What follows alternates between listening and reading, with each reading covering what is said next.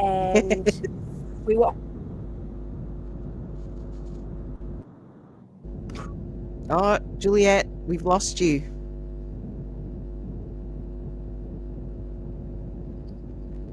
on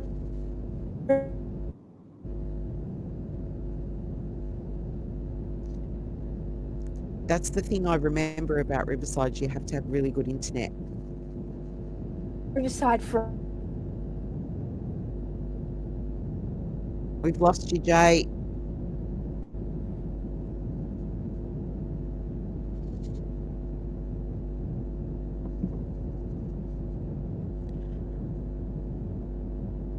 I'm going to message her.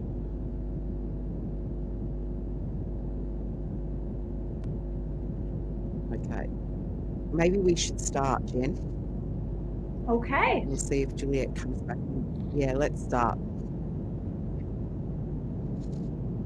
So, welcome everyone to Shoes of Love. Yep. And we've lost Juliet, unfortunately, because I think her internet's patchy. So anyway, we'll start without her and see if she comes back in. And Jen, welcome to the show today. Our topic is to be of the world, not to be in the world, not of it. And the subheading to that is protecting ourselves and our children in this world where we can get so, here she is, we can get so caught up, and I think sometimes we can get really buried in the fear, and because we hear so much stuff going on, and and I know I've been guilty of that, of getting consumed by what's going on in the world and how it's going to affect me and how it's going to affect my children, and trying to remember and keep in my heart that yes, I'm part of this world, I'm living in it, but there's more to the story than meets the naked eye, and to have trust and knowing in myself that I am in control to a certain extent. And I mean, of course, we don't have complete control of anything, but I get to choose. I have choice. Yes. So, Jen, I'm interested in what you have to say. Yeah, so you're getting into now this idea of personal authority, right? Which we enact through our element of choice, because that's what we get to do when we come here to this realm. We get to enact our personal authority by choosing for ourselves, choosing what we define as okay, choosing what we define as not okay. So I think, it's really impossible to have this discussion this evening without encompassing boundaries, because it's by figuring out where our boundaries lie that we're then able to allow others to understand what it is that we need and what's within our comfort, as well as what isn't. But it's also a way that as mothers, I think we're able to also insulate our children by both creating boundaries that extend that periphery around them, as well as the modeling of what it means to have solid boundaries. So for instance, there was a time recently I was dropping my 13-year-old off to his son's house. Actually, no, I was picking him up. And I went into the other family's home space, and I was met with this, I don't know, this element of resistance. And there were comments made about, oh, it must be so nice to have that background in yoga because you understand what it means to, really focus on your self-care. And I wish that I could do that, but I can't do that. I have all of these things going on, right? And we get into the car, and Devin looks over at me and he's like, what was that about? like she realizes like she does in fact have a choice, right, Mom? Like she can just say no to some of these many commitments, and then she too could have some time that she's saying that she needs to relax and focus on herself. But like even he kind of picked up on the fact that there was something underneath that Yeah. issuance that was questioning my way of being and orienting to the world and expecting that I, in that moment, find a way to defend that. And I wasn't going to engage with that. And that's not something I'm ever going to. Yes. Good on you. Yeah. Good on you. Yes, I completely, like, I've just had similar thing happen in the group, in She's of Love, where I put a post up about wanting to be remembered in this world and by my children as someone who enjoyed her life, Yeah. someone who, sucked the marrow out of life and wasn't just stressed all the time. And oh my goodness, women came out of the woodwork for that post and were defending their choices to be busy and to be last on the list. Yes. Yes. And they had put themselves last on the list, right? They were convinced that being last on the list was your job as a mother. And there was, and I know because I've done it myself, I've been that woman who, when I had children, I was last on the list. And I believed wholeheartedly that that was what I had to do, that I had to have children, that their needs came before my own. And to a certain extent, when they're small, yes, I understand that because they need to be fed, they need to have their nappies changed, they need all of this stuff.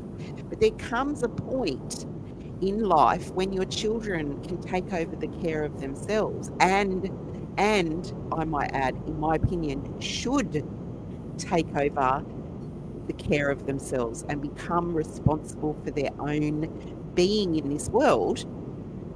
Because if we don't allow them to do that with our guidance and with our happy, yes, take control, be your own person, like our encouragement, how are they ever going to learn how to be individuals in the world and be happy individuals, if you know what I mean?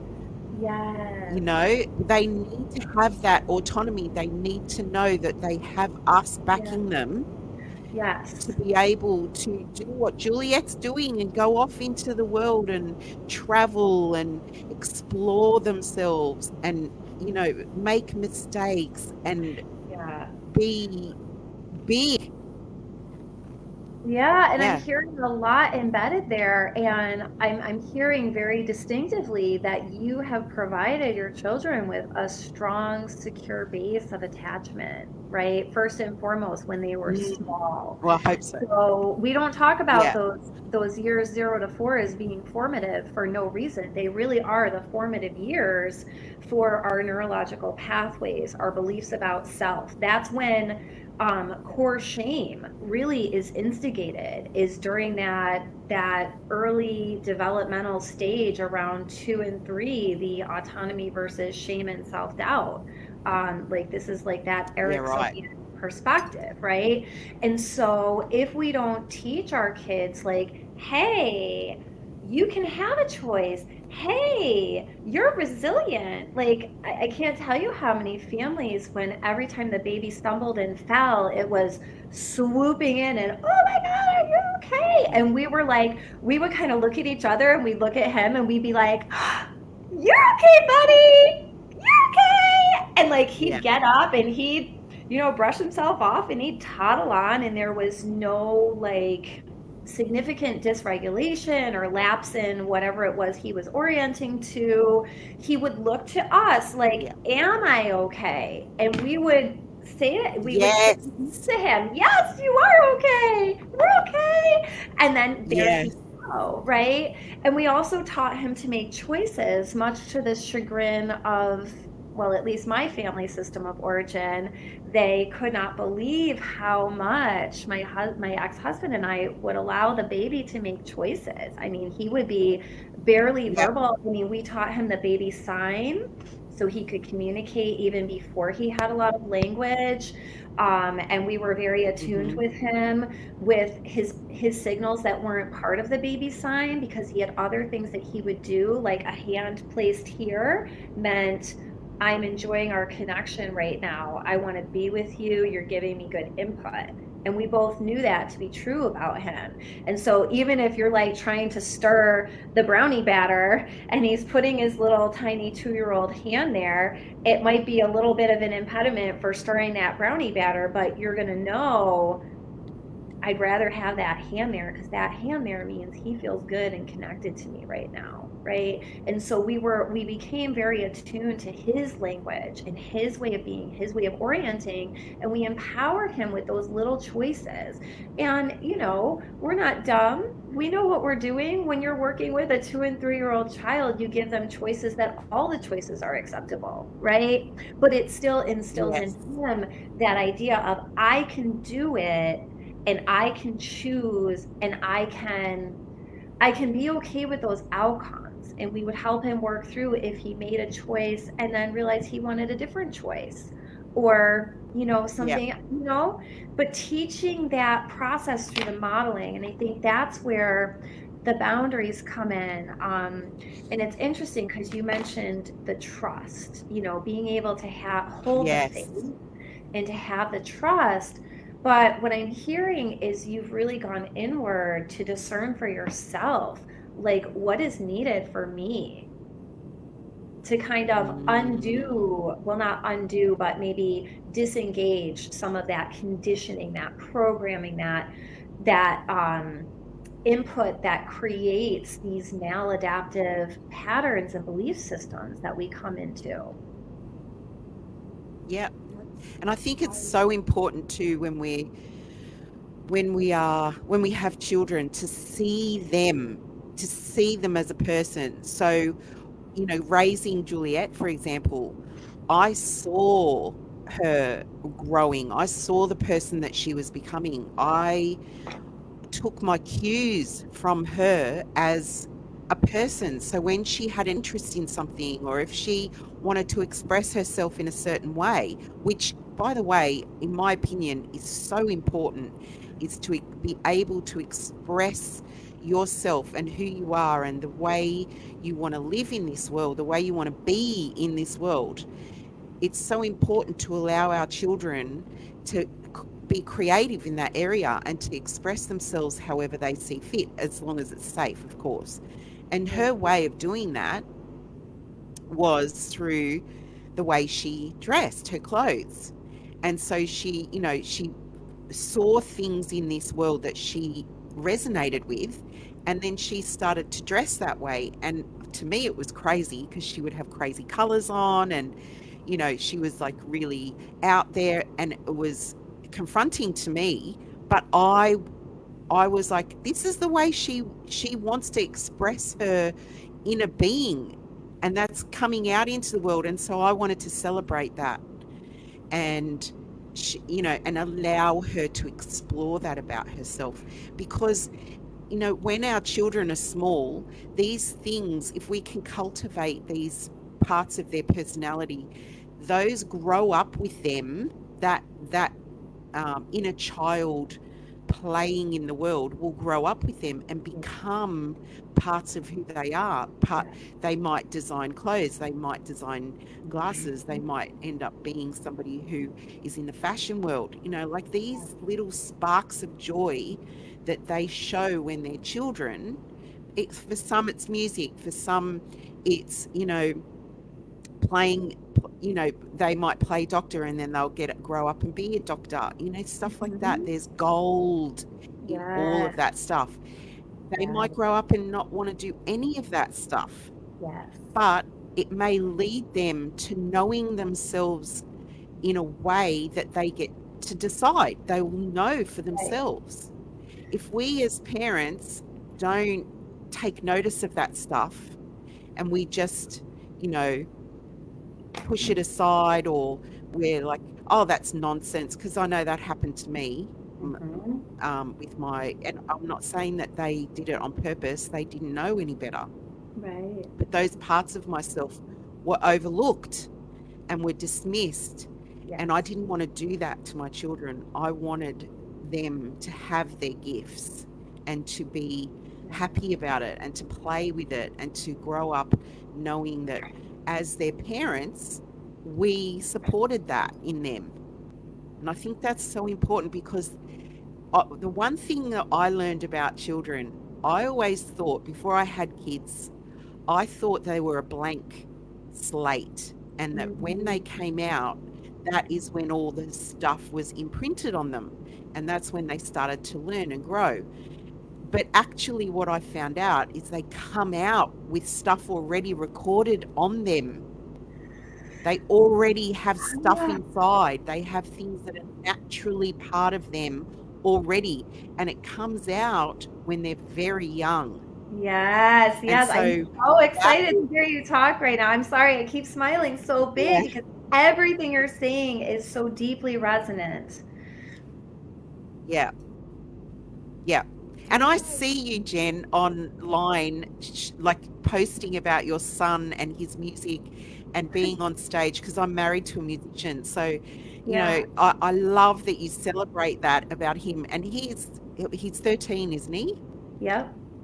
Is your son 13? Yeah. 13, yeah. So, you know, like for him to be experiencing that stuff now at this age with your support and gusto behind him, I'm sure he feels like Superman, like he can do anything because he has you supporting him doing it. Well, and it's so interesting that you just mentioned Superman, because like Juliet, when he was tiny, that was his first foray into expressing himself, was through his way that he would dress. Right. And same thing, because my sisters, you know, they would send the little jamboree outfits for the hand-me-downs, and they were all matched and cute and like little embroidered cutout things that were stitched on in 3D and just so cute, right? And he would just want to create these looks for himself, and he would blend and mix things, and then we would allow him to cycle through his interests, right? So like his first famous superhero was Captain America, and then it was Hulk, and then it was the Flash, and then, you know, Batman, and he just kept cycling through, and whatever it was he wanted to vibe with, we just vibed with him and we followed his lead. And much like what you described with Juliet, I see in Devin as what that renders is not only somebody who's more self-expressive, but who's less inhibited, right? We have like a reduction of inhibition, but without some sort of substance hooking into the reward center of the brain, right? We have a natural progression of high vibratory state, nervous system regulation, and expansive outward energy that's directed indeed from that solar plexus, the I am life path soul essence core center. Hi, love. Yep. Yes. Can you hear me? Yes. So and then you talking about him. Yeah, well, he wants to go for a walk. The other thing is in regard to that self-expression and the ability to know themselves. When we talk about like being uninhibited, sometimes people perceive that as a negative. I receive that as a very positive thing, because it's the opposite of repression, right? And here's the thing about repression. What you said about some of those parts of yourself, those beautiful, vibrant, engaging parts of you were maybe overlooked or dismissed, and not to anybody's, you know, fault, but just that was the way of being, and there was a different paradigm. You know, I look at it as kind of like old paradigm authoritarian parenting versus new paradigm conscious parenting. And the whole entire conscious parenting construct is actually founded upon the premise that indeed they are not an extension of ourselves. They are their own unique little individual that comes in, like you said, with their own knowledge, with their own disposition, their own temperament. Now, this is where misattunement comes in, and we have attachment wounding, because we can have a family system with very good parents who are very supportive and make all the right decisions and all the right calls, and they can have multiple children, and for all of those children but one, all of that can be working and hitting on the cylinders. And if there's a misattunement with how that child is wired to orient to the world around them, they're going to be hitting walls right and left with that kid. Yep. So true. So true. And I think that's part of the lesson that we're here to learn. That's part of the experience that we're here. Not everything is going to go the way you plan it. You can be like, that's the perfect example of how you can have the best intentions and you can put forward your best foot every single time, and things will still go the way they need to go in order to grow us and to give us lessons. And that might feel like shit and it might be really hard, but you know, it's necessary for us to be challenged. It's necessary for people, you know, in our lives to teach us. It's like families who have children that have a disability of some kind, like maybe Down syndrome or some kind of neurodivergence. And they say so many times, you listen to those parents talking about those children and they say, it's an angel sent to me. This child is an angel sent to me to teach me how to be a better person or how to be a better parent. And they feel so many times they feel such gratitude for having that child in their life, because without having that resistance, that what society would deem as a problem or a challenge, you know, without having that challenge in their lives, they wouldn't have grown. They wouldn't have seen things that they saw. And it's, you know,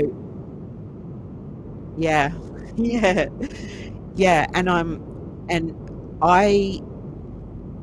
I've had my own challenges. I lost a child in between Juliet and my son Bryn. I lost a baby in the middle there, and that was one of the hardest things I've ever had to go through.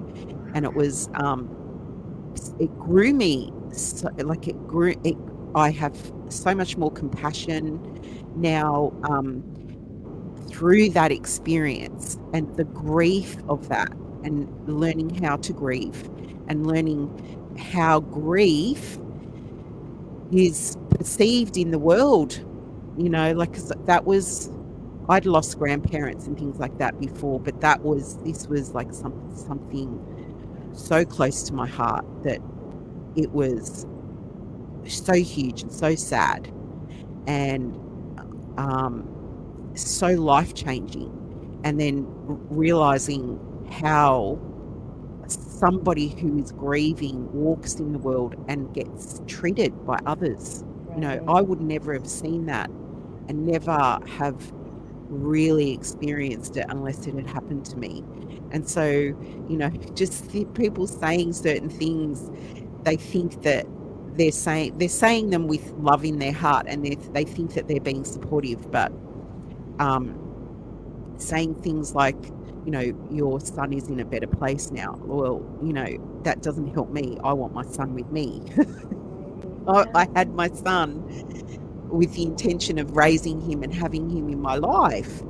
And so, you know, just little things like that was an eye-opener, to say the least. And grew me. They're not meeting you where you are, and they're not honoring how it is that you're feeling and what it is that you need. And that goes back to because putting a positive spin, putting the positive spin on it, like the perception is that putting that positive spin on it is like giving me comfort, because he's passed away, but he's, you know, in heaven. So And that's a good thing, like looking at it through the eyes of a positive spin. And that I can see that now. It's been, I lost him in 98. So, sorry, in 2008, sorry. So I see that now after all these years. I can talk about him without crying. I can see the positive in, that stuff. But at the time when I was grieving, and this is the point, it's the grief is so huge and the hurt is so deep that you feel sorry for yourself. You don't want your son to be dead. You don't want your family member to be dead. You don't want your mother to be dead, or whoever it is. Feel that. You have to be able. That's how we heal the grief. I have a quote above my. It's to acknowledge it. It says, "Your grief doesn't need your healing. Your healing needs your grief." Like, we have to process, and when we're told these things, when that positive spin is put on it, what that is that's an inversion. Because what that does is it reinforces those nasty societal messages that we need to soldier up and carry on. No, the baby is dead. We need to grieve, is what we need. Yeah. And, And my dad, you go. Sorry, I was just going to say, like, this is an area that women, I think we could all benefit from a deeper discussion on just that topic alone, of how to be with somebody who's grieving and how to hold that space, and to allow them to have their process, whatever that process means for them, but to honor that and to say, I honor you, and therefore I honor your process of grief. And I will be with you through that, whatever that looks like for you. Instead of them trying to make it go away because it makes them feel uncomfortable. Yes, exactly. That's the key, isn't it? That's where I think I'm coming from with this. Yeah. It's that feeling of, this is so uncomfortable for the other person. My grief is so uncomfortable for them, which then reflects back to me that I'm in a really bad place. Right. So seeing their uncomfortable, so it's not okay that I'm grieving. Like, that's the feeling that I had. It's not okay. My grief is happening, and it's something that's, I'm in. It's like a cauldron bubbling under me, and I'm in it.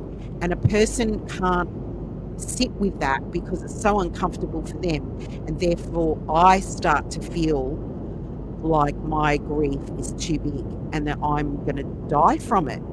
Yeah. It was that feeling of, I'm never going to see the end of this. I'm so far in it. It's so big that it's going to consume me, and that person can't be in it with me, so I'm in it alone. That was the underlying feeling of it. And my dad, actually, he was the one who taught me about grief, because when his mother died, I saw a side of my dad that I had never seen. And because he adored his mother, he had such a deep connection to his mum. When she passed, he got blind drunk, and he was crying, and he was like inconsolable. He was inconsolable. His brothers were scared. He has 2 brothers, and he's the eldest of 3 boys, and they were afraid because they'd never seen him like that. And so I was watching this as a young teenager, watching my dad's reaction to the death of his mum, and the family being there and watching him as well, and all the interactions that were happening. And I was like, wow, he's really in grief.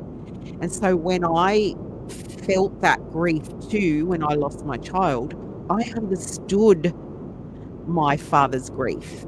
I understood the feeling of it and what made him so crazy. As you speak And it about was like, yeah, sorry, Jen, you go. I was finished I was anyway. just going to say, as you speak about it, that old adage of he was beside himself really kind of came to me. Yes. Like that idea that he wasn't really in his body able to deal with that because he was really beside himself. He was. Yeah. He had, and I think that scared him. I think that really scared him, that out-of-body experience, because that was why he was drinking. Right. Because he couldn't understand how to deal with what he was experiencing. Because I think sometimes, grief can be so shocking to the system. It can be shocking to your body. It can be like the depth of the feeling that's coming out of you when you know that you're never going to see that person again, you in your lifetime. That's it. That person is gone for your life. It's a permanent change. So that feeling in your body is so foreign, for starters, and so big. You do feel like you're going to be consumed by it. It feels like this is never going to pass. I'm in the storm, and the storm is going to kill me. Yeah. And I think that out-of-body experience that you have, because I've experienced that out-of-body thing as well, where I was actually beside myself, is a survival technique. That's a psychological survival technique that we experience so that we can cope with what's happening. And I think it was so traumatic for him that because my dad would drink, but he would never get drunk. I hardly ever saw my dad get drunk unless it was like some really, really emotional thing happening. And if he felt that he couldn't deal with it emotionally, that's how he would deal with it. I'm not saying it's right or wrong. I'm just saying that's what he did. Yeah. And both my uncles carried him up the stairs of my grandparents' house and put him to bed. And let him stay, and he cried himself to sleep. In that state because of, how he couldn't be around people. He was just too upset. So watching my uncles carry my father up the stairs to the bedroom was like, for me, it was like, wow, that's his brothers really coming together and being there for him. Yeah.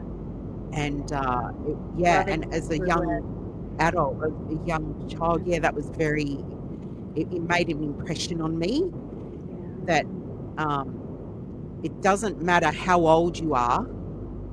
It doesn't matter, because my father was very strong. He was extremely independent. My dad was a beautiful man and very, very huge presence in all our lives. And to see his brothers carrying him that way was like, in a way, it was so poignant too, because he needed that. He needed that support in that moment. Physically, he needed it.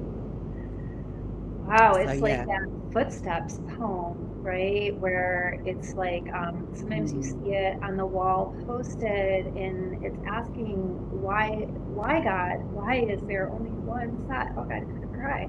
Of footprints, because that's when I was carrying you. Yeah, they were loving him through it, being with him, meeting him where he was, and knowing that by doing that he would emerge out the other side.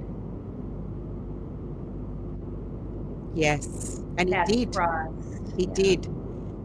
But he was changed. He was a different person after the death of his mother. He was changed.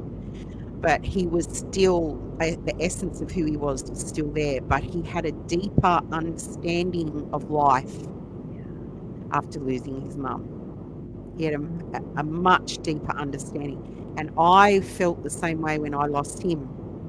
because I was very close to my father. So when he died, I understood the grief that losing a child and losing a parent feels very different. And I understood how that grief, knowing, because she was his rock, she was his anchor, they had a very special bond, and I had that special bond with him. And so I actually had to learn how to be in the world, how to live my life without my dad. I had to change as a person. I had to become because he was my go-to. If there was anything wrong, I would ring him and bounce my problem off him, and he would always have wise words for me, and that wasn't there anymore. And so if anything went wrong, I had to rely on myself to walk the path through whatever it was that I was going through, and try and draw on the strength that I learned from my dad. Right. And there's that element of resilience again. So what we're doing by taking on this new parenting paradigm and really acting out of that belief that this child is not an extension of me, they're their own unique, sovereign individual. There's how they are cultivating their resilience, because they see us as we go through our hardships, and they see us coming out the other side, and they see us, those of us who have made that choice to really go deeply inward to find out where the wounding is, whether it's attachment wounding or other trauma, and how that's impacted our systems, like our bodily system, how that's impacted our beliefs, how that's impacted our communication patterns, how that's impacted our relationships with other people. They are picking up on all of the things that we are doing, and when we can show them it's okay to tend to yourself, it's okay to honor what it is that you need, what it is that you want, they're going to go into the world and again not just be more self-expressive, but they're going to be less repressed, and that means they're going to have less mental health difficulties. I mean, repression is really where depression comes from. It's from the suppression and the repression of these parts and parcels of ourselves, of the way that we really feel. And it's even the cumulative stress that comes from years and years of giving other people a yes when we really need that to be a no, or saying no when we really need it to be a yes. And we're denying our own impulses, and we're subjugating our own emotions and our own experience. Yeah. And that's so true. What creates that friction. It's tight. Yeah. So what comes up for me when I hear you speak about that is the repression and the being in the world and having urges as a human that come out naturally. They're naturally there in your body, in your psyche, the connection between the two, all of that. When that gets repressed, when we're told that our human urges are wrong, that they are disgusting, that they are they go against religion, when we're told to put the things outside of ourselves before our own desires and our own and I'm not saying all urges need your attention, because of course in this conversation the knowledge that we do not harm others is paramount. We do not harm others and we do not harm ourselves. I'm talking about natural urges that we have to express ourselves and natural urges that we have to love the people that we love and things like that. When those things are when we're told those things are wrong and that we should repress them, that creates blockages in our energy and therefore blockages in our bodies. Yes, dis-ease. And disease, exactly. And so, you know, we learn from a very young age that we need to hide parts of ourselves and put on a mask and be accepted and be acceptable to be accepted. And I think unblocking those things and allowing ourselves to have an expression of who we are in a way that is uniquely our own and is part of who we are. Yes. You know, it's like allowing that energy to flow in the world and around us and around the people that we know, allowing that spark and that star quality that we have and that spark within ourselves to shine. The divinity is really what it is. It's our light. Yes. Yes. And we give others permission. When we shine our light, we give others permission to shine their own. Yeah, it's so interesting because we keep coming upon this theme of self-expression, right? And to have not like, you know, completely uninhibited self-expression. I mean, right? Like that can get a little hedonistic, right? And that's excess, right? So there we're into that good medicine, bad medicine paradigm, right? Where anything that's in excess or, you know, too much is going to be a negative, right? So we don't want to be like, you know, completely unbridled in every capacity, but at the same time, what you're saying about denying our basic urges and impulses, it is very deleterious to our emotional, physical, and spiritual well-being. And it doesn't allow ourselves the opportunity to know ourselves or to accept ourselves or dare I say to love ourselves, which how many women do you know? I can't even count on both hands and all my toes how many women that will just say to me in casual conversation, I wish I could learn to love myself. Yeah. And why is that?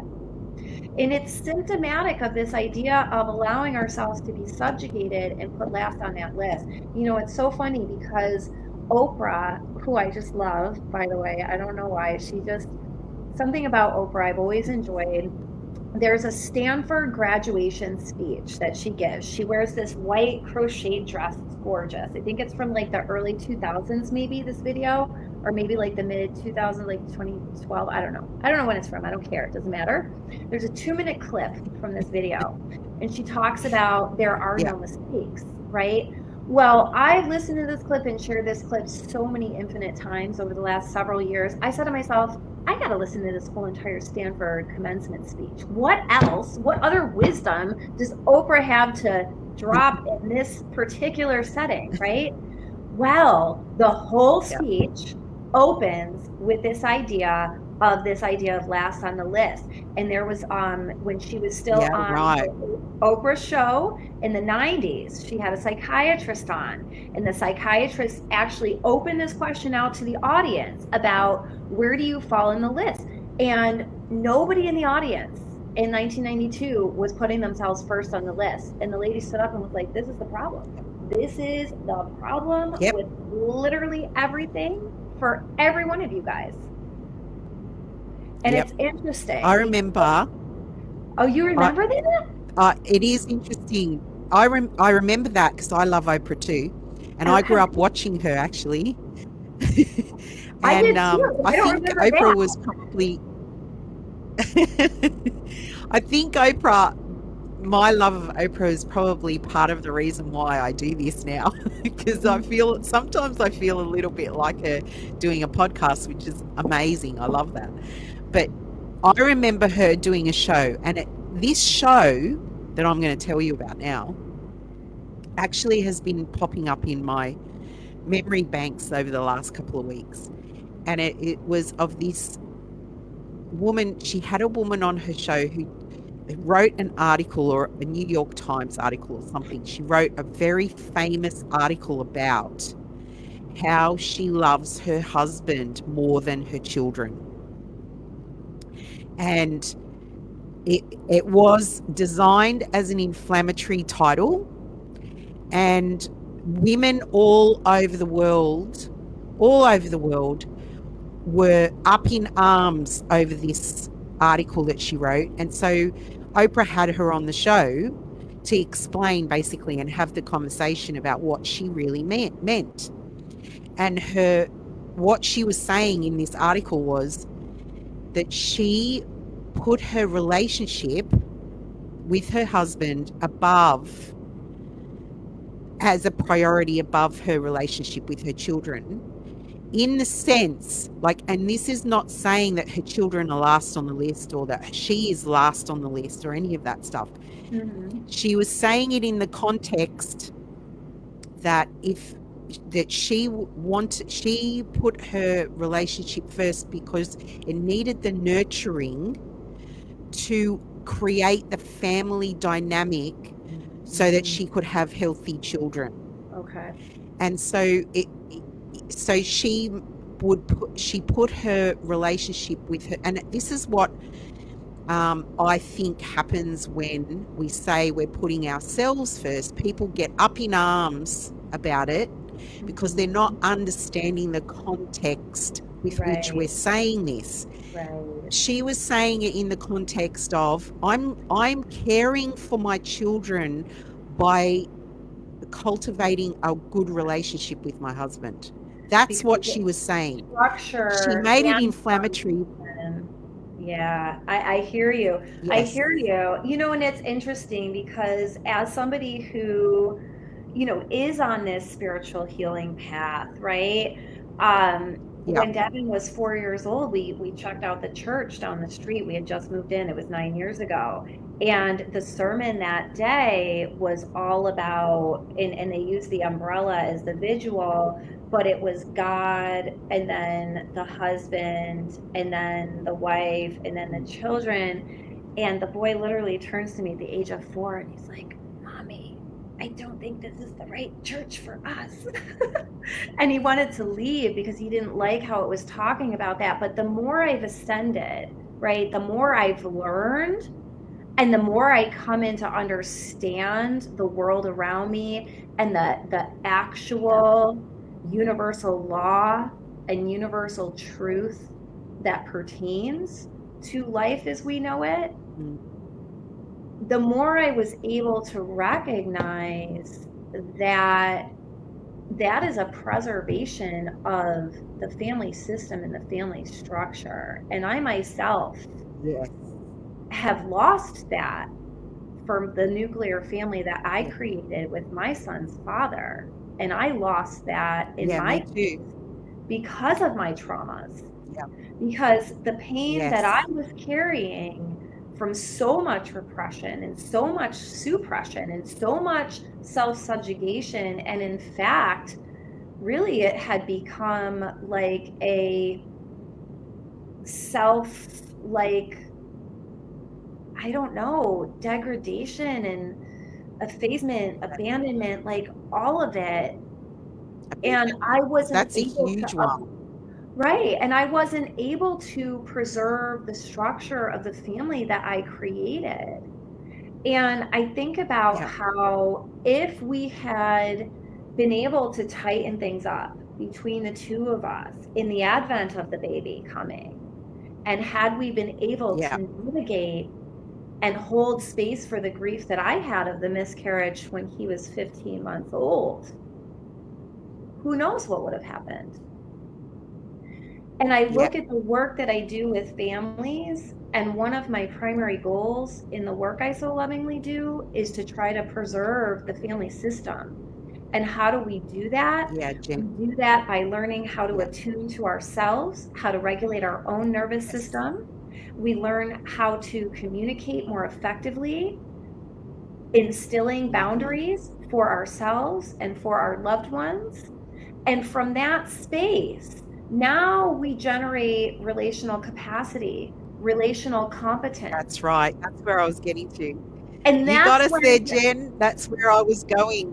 and that's where we can hold that You family got us unit there. together and preserve the Yes. kids and create Yep. a new way of being and orienting to the world where each person is Yep. able to shine out and each person is able to feel that even if their partner or their mother or their father or their sister or their son disagrees with them, it's not a value judgment and it's not a dishonorance. It's a, this is where you stand and this is where I stand, and these two places are divergent, and it doesn't change the fact that I love you and I want to be in relation with you.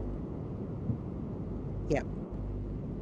That's the word. And that to me is complete sovereignty.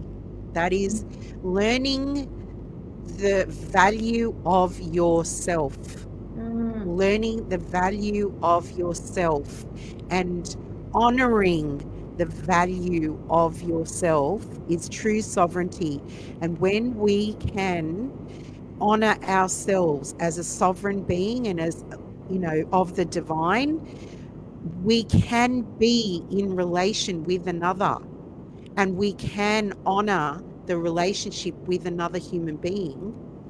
And then that honoring of each other will be the food and the nourishment and the soul, giving of having children, and having our children in witness that relationship is loving them. That is true love to our children, is being able to be in relation with another person while we love ourselves. And have respect and have honoring of the relationship. And that's what this woman was saying. You can't have a relationship with another person unless you have that sovereignty, unless you have that love for yourself. And we're not talking selfishness here. Right. Like, don't get the two confused. They're very, very, very different. Right. Loving yourself and being a selfish person is not the same. Well, and when I think about the strongest, most everlasting marriages and relationships, and there that brings up that little bit of grief with my father who passed on March 20th. But yeah, my parents were married for almost 60 years. I mean, they were together more than that. Wow. I think it was 57 married. They would have had 58 in August this year. He would have turned 80. And I think about their marriage, and I think about how unified they were. And that was always the biggest thing that they imparted to us about communication in a marriage is you don't air things in front of the children. You go behind a closed door, and whatever it takes to get yourselves on the same page, you do that, and then you bring it back to the kids. Because you got to be unified, you got to be together. And I think about all the strong couples that I know that have lasted the test of time and throughout a lifetime together, a dedicated, committed, faithful, supported marriage. And that's across the board.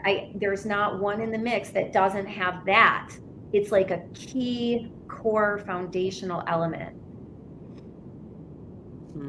Yeah, so true. And we're not talking here about the suppression of women. Right. That's a completely different subject.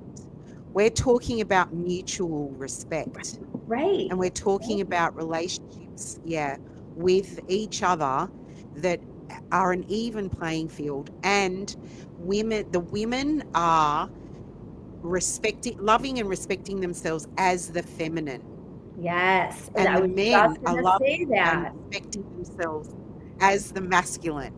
Yes. And coming together like jigsaw puzzle pieces. Yes. And he's honoring like that. her oracular nature. That's the other piece here. Yes. Our divine intuitive guidance that we are able to carry, and those feminine gifts. One of the feminine gifts that really kind of blows my clients away when I talk about it is our gift of gestation, our ability to endure the weight and to bring something or a process to fruition. I mean, when we think about when we're with child for 9 months, I mean, that's almost a year. That's a long time. And I believe that we Yes. are put to the test in that particular way so that we can do just what you shared at the beginning, which is trust, knowing in yourself, knowing that in your sovereignty and in your meeting your needs and in your being attuned to yourself and others, then there is kind of that sense of not I think you use the word control, like, and I don't want to like use that as like a negative, but like, yeah, you got your hands on the helm of the ship of life, right? And you can then steer and you can navigate the course and you can use the stars and all the other things around you and whatever, you know, tools you have at your disposal, but you're feeling your way through. You're not just using this guy. Right. You know, this is never going to cut it. This right here, this rational mind. If this isn't speaking to this, I don't know what we're doing. Yeah. What are we doing? What are we doing? We're walking around dysregulated, we're walking around disconnected. We're not here. We're not present. Yeah. It's so necessary, I think, to recognize that part of being the feminine, like the feminine energy, because I think men have intuition too. I think they have, because we have masculine traits and they have feminine traits, and I think that both men and women have that gut feeling. And I think it's so important to acknowledge how important that, how big and part of our lives that is, because if we, there are times in life when you have to rely on that because you don't have all the information and you've never walked that path before, and so that navigation system kicks in and it becomes, you know, informative to you. My gut is telling me this isn't right. I can't see it. I don't know why, but my gut's telling me not to go there. Yeah. And you're being absolutely able right. to listen to that. You know, I didn't mean to suggest that women are the only individuals with intuitive guidance. I mean, this is not at all. You know, globally is a lot of the work I do with individuals is cultivation of that intuitive guidance. And, you know, it's interesting because Carolyn Mace will talk about the different echelons of our intuition, right? And so there's survival intuition, there's creative intuition, and then there's visionary intuition. And I think when it comes to the visionary intuition, I guess that's what I was kind of implying with that gestational gift and in it for the long vision ahead. I do think that is something that women are a little bit more, I guess, wired for, if that makes sense. Yeah. As the pragmatic, like day-to-day getting you there things, I think is a little bit more masculine embodied. That's just in my experience and in my perception of the world. Yeah, and that makes total sense because, you know, if you think about the male and the female roles, women are the ones that have children. We gestate with the child. We are the ones who are growing that child in that 9-month period. So we experience gestation in that way, in a deeper way, that we have to be patient. There's because you don't have a choice. That's the time to make a baby. You need to, you know, be patient for that 9 months. So I think that makes sense. And then in that period of time that we are growing a child, we as women are growing children in our wombs, you know, then the men are free to make those practical choices and get the house ready, and we're nesting and we're going, you know, oh, I really need this for the baby and I really need that. And then the man is the one that kind of like makes it happen. So naturally, yes, it tracks what you're saying, like in the practicalities of life. And then you have that like, emergence that you were talking about. The puzzle pieces, exactly. You emerge it inside, I merge my masculine and my feminine, he merges his masculine and his feminine, and then we come together and we merge together. Yeah, it's beautiful. Yeah. I've loved this conversation. It's been so healing. Thank It's been so you. healing to go through all of this and just discuss it with you.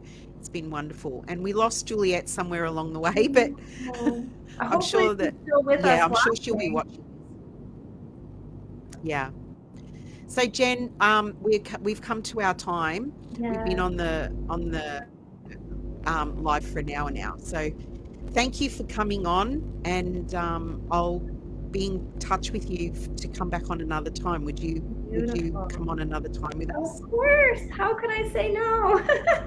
I would love to. Awesome. Anytime. Wonderful.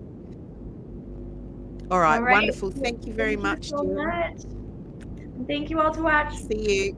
See you. Bye.